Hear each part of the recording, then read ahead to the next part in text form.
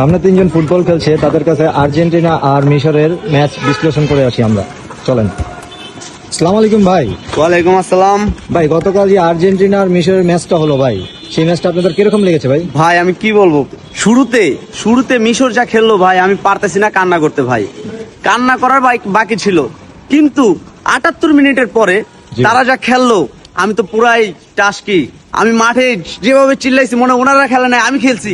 মেসিকে পাইলে একটা চুম্মা দিতাম গালে ভাই।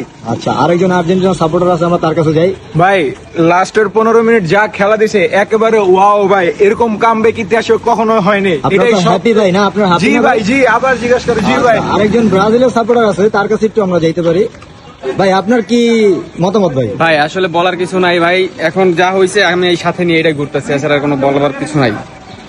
তার মানে আপনি বলতে চাচ্ছেন আর্জেন্টিনা চোর? জি ভাই, আপনারা খেলা দেখলেই বুঝতে পারবেন ভাই।